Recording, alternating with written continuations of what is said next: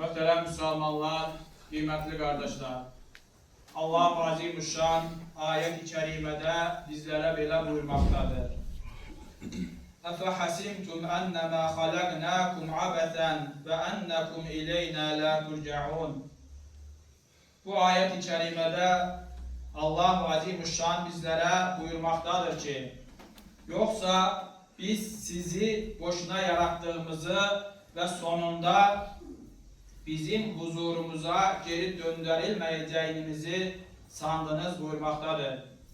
Bu ayət-i kərimə bizə göstərməkdədir ki, yaradılan hər bir məxluqatın bir yaradılış səbəbi, məqsədi mövcuddur. İnsan bu dünyaya boş yerə göndərilməmiş, boş yerə yaradılmamışdır.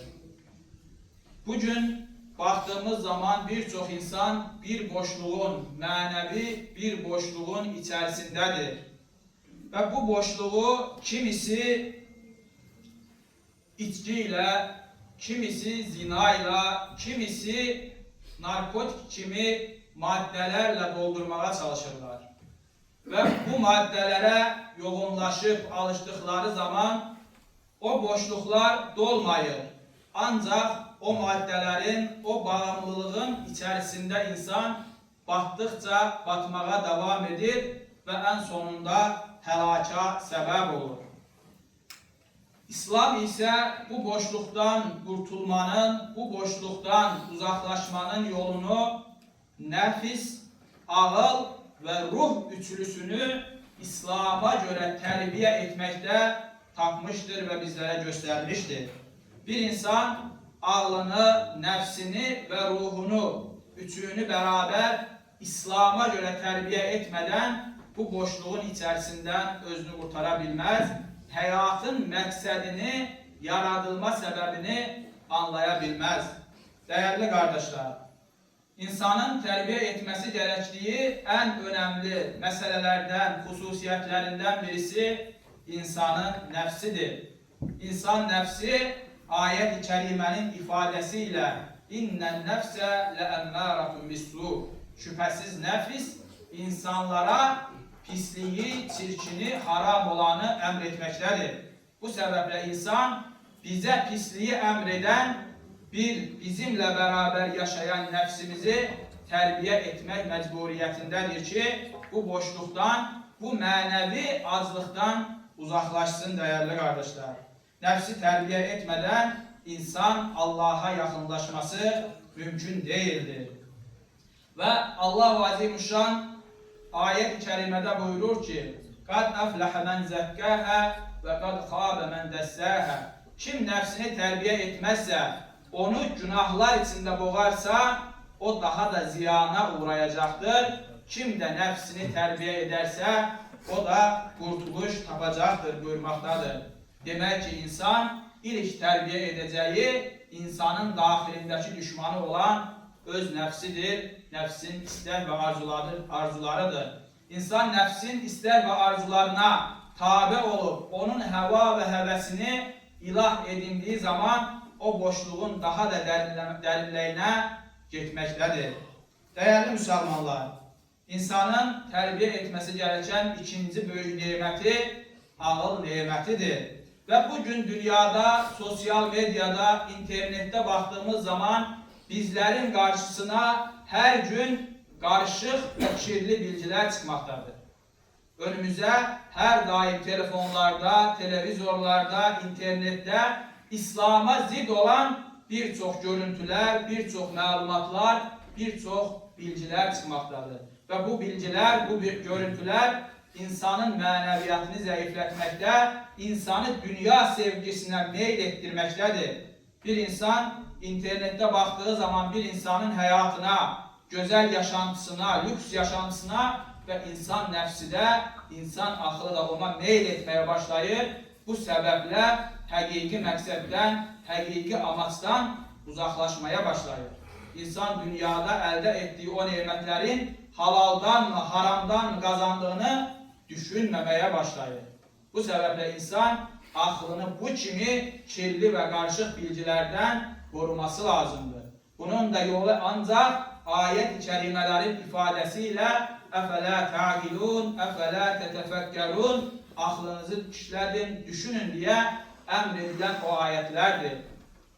Başka bir ayet-i kerimede de اَلَّذ۪ينَ يَذْكُرُونَ اللّٰهَ قِيَامًا وَقُعُودًا وَعَلَى جُنُوبِهِمْ وَيَتَفَكَّرُونَ ف۪ي خَلْقِ السَّمَاوَاتِ وَالْأَرْضِ رَبَّنَا مَا خَلَقْتَ هَذَا بَاطِلًا buyurur ayet-i kerimede.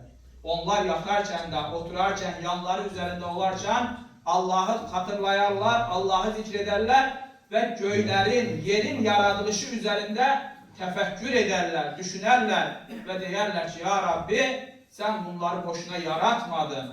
Demek ki insanın aklının terbiyesi Allah'ın yarattıklarını tefekkürle, düşünmekle mümkündür değerli kardeşler. Ve bir akıl insanı doğruya götürebilmesi için hikmetle ve doğru İslami ve dünyevi ilimlerle terbiye edilmesi lazımdır. İnsan nefsini ve aklını terbiye edip ruhunu dahilde bırakarsa yine insan kamilleşmesi mümkün değildir. Bir insanın kamilleşebilmesi için, iman ve İslam'ın nuruyla aydınlanabilmesi için aklıyla, nefsiyle beraber ruhunu da gıdalandırması lazımdır. Aklın gıdası doğru ilimdir, nefsin gıdası halal gıdalardır, ruhun gıdası ise Allah'a ibadet etmesidir değerli kardeşler. Bazen insan çok ilimli olabilir, bazen insan nefsini terbiye edebilir ama yine içerisinde bir manevi boşluk kalmaktadır, bir tatminsizlik ortaya çıkmaktadır. O ruhun az kalmasıdır değerli kardeşler. Ve ruh Allah'tandır.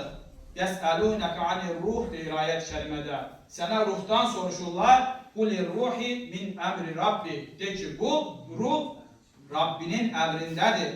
Yani veyahut da başka bir ayet-i kerimede Allah Teala Adem Aleyhisselam'ı yarattığında ve nefektu mine ruh der.